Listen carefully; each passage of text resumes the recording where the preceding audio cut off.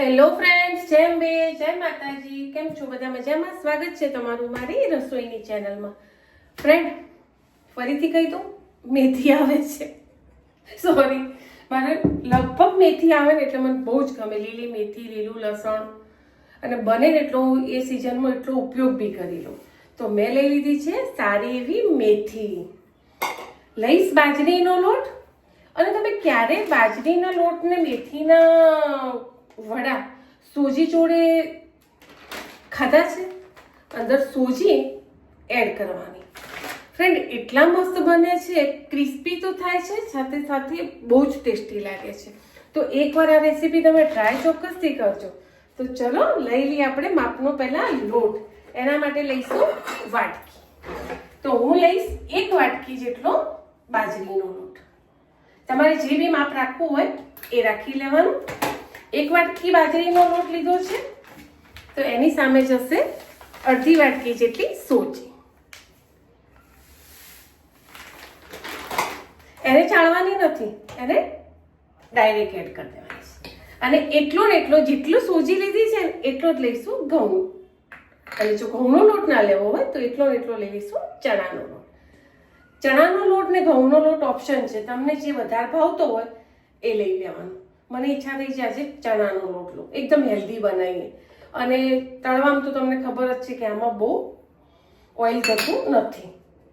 તો ચલો 3 લોટ મિક્સ કરી લઈશું અને એના પછી લઈ લઈશું મસ્ત 1-2 ગાંઠિયા લસણના. ફ્રેન્ડ, તો લોટ મેં તમને કીધા છે એ રીતે લેવાના, બસ લોટ જ લીધા છે. હજુ કોઈ રેસીપી મેં સ્ટાર્ટ કરી નથી.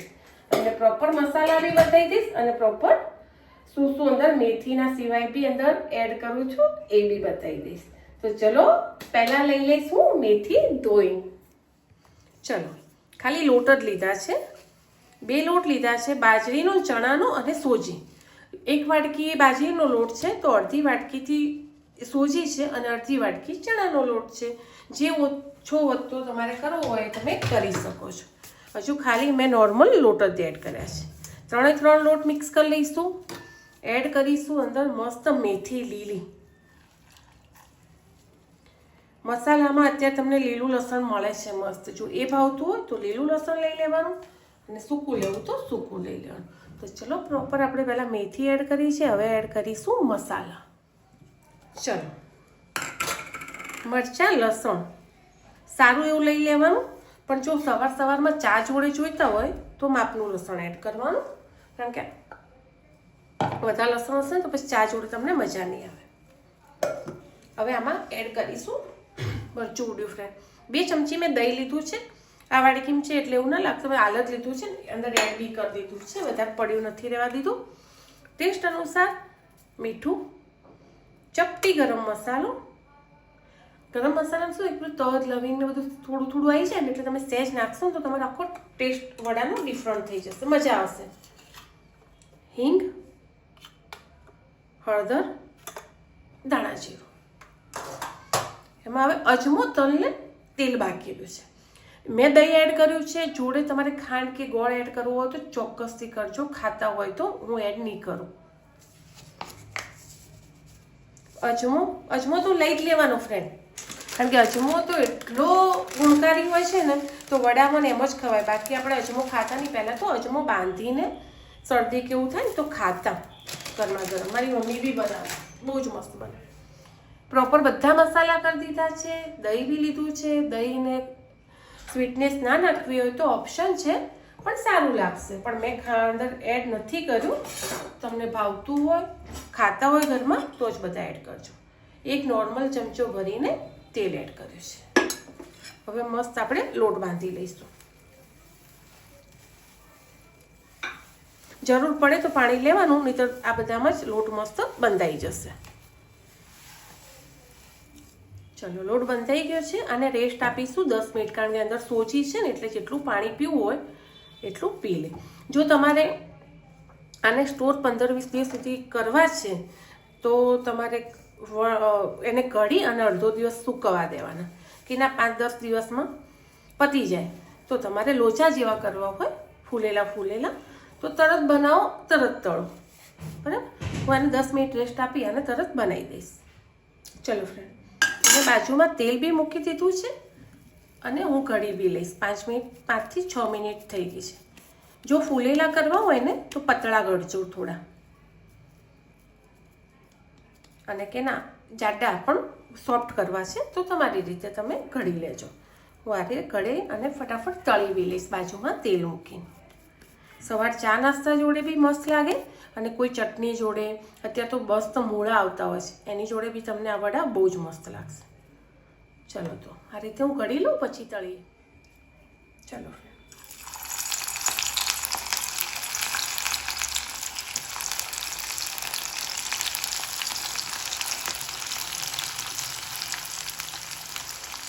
વડા કઢે બી જવાનું અને જોડે જોડે તળે બી જવાનું.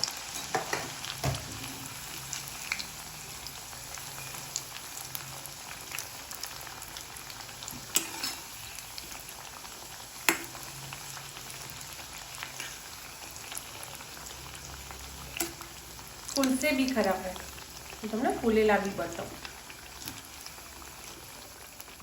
ધીમા તાપે તમને જેટલા ક્રિસ્પી જોઈતા હોય એટલા તળી લેવાના. અમુક ફૂલશે, અમુક તમે જાડા રાખ્યા છે ને તો નહીં ફૂલે. જો આ કેટલું મસ્ત ફૂલ્યું છે, હું તમને તોડીને બી બતાવું.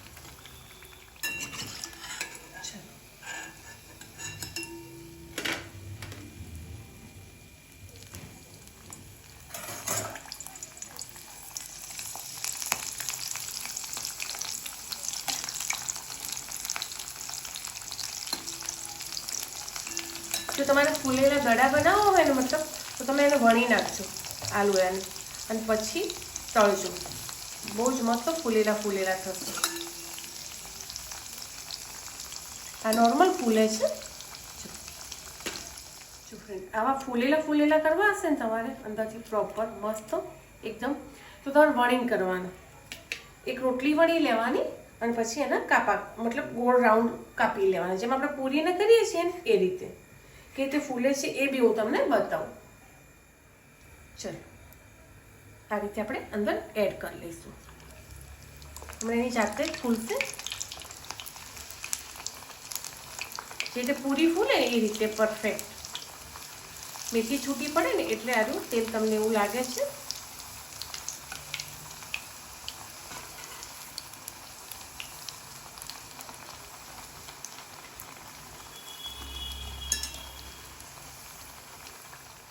ચલો ફ્રેન્ડ, બહુ જ મસ્ત બન્યા છે બાજરી સોજીના વડા. એકવાર ટ્રાય ચોક્કસથી કરજો, તમને ખાવાની બહુ જ મજા આવશે. જો અમુક ફૂલ્યા બી છે, એકદમ સોફ્ટ બી થયા છે.